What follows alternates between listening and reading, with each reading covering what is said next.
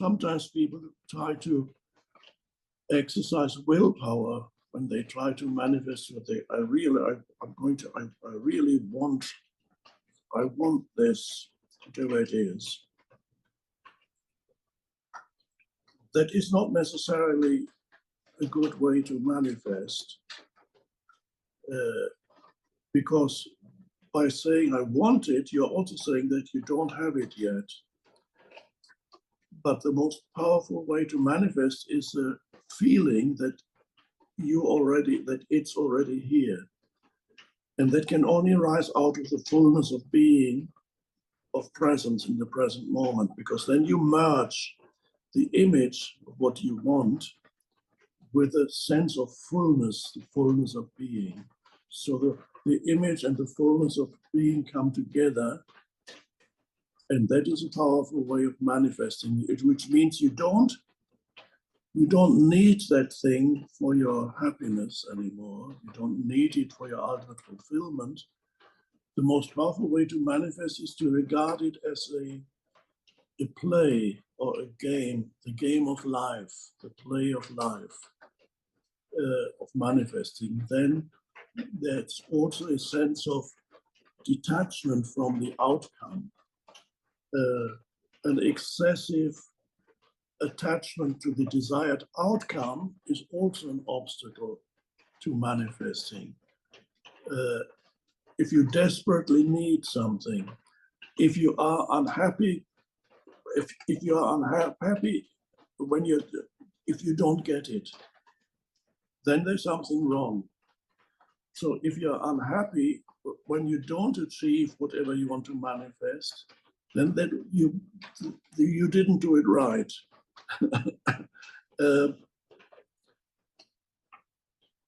So there needs to be a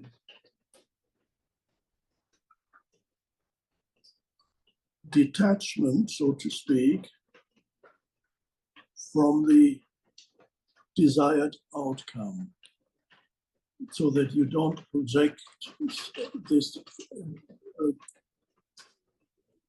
whatever you want to manifest doesn't become a future projection, but whatever you want to manifest needs to be realized as already existing on some level in the unmanifested.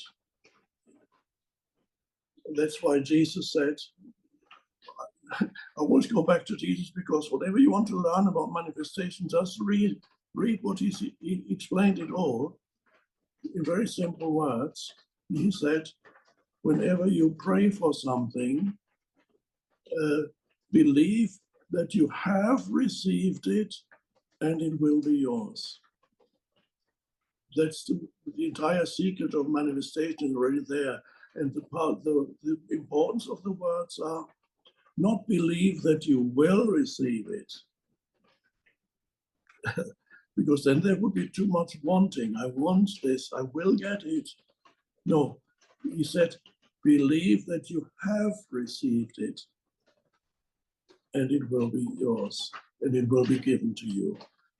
So the point, believing that you have, in other words, it's already there. And you can, and how does that happen? How does it happen when you know, when your senses tell you that it's not there? Let's say you live in a trailer. There's nothing wrong with living in a trailer. I love trailers. But let's say you live in a trailer, but you want a nice house.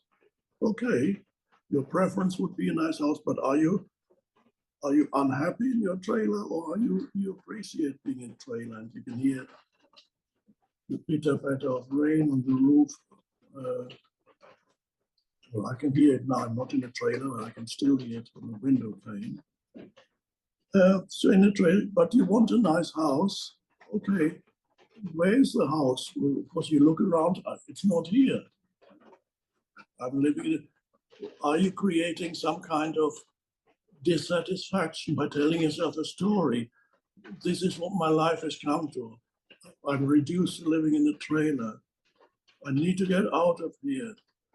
This is all disempowering all those narratives, telling yourself stories that that's not good enough, all very disempowering. Yes, your senses are telling you that you're not living in a nice house, you're just in a trailer, but that's fine for the present moment. So where's the house? The house is in your imagination, in your mind. Maybe you visualize it, or maybe you have certain verbal affirmations that you have a lovely house that you live in. And then the visualization and the verbal affirmation, you bring it together, allow the visualization or the verbal affirmation to be empowered by that sense of presence. So it meets the presence. So that house merges with the sense of presence. And then inside you feel you already have it.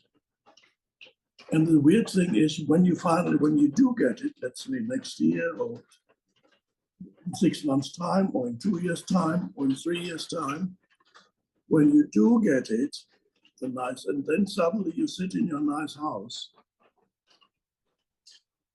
it makes no difference to your inner state anymore, because when you were in your trailer, you were already in the same state of fullness of life when you're in a nice house. And then you sit in a nice house and say, okay, it's fine.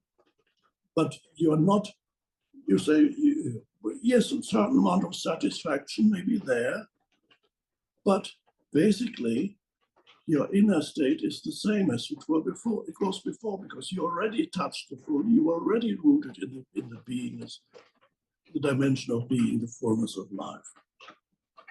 In other words, when it does manifest,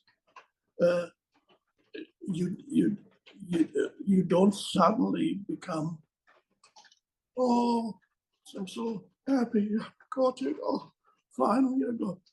No, that doesn't happen anymore. You say, oh, it's good. But your inner state is not, it's the same as it was before. No matter what you achieve, you already have the foundation for everything. You're already rooted in that.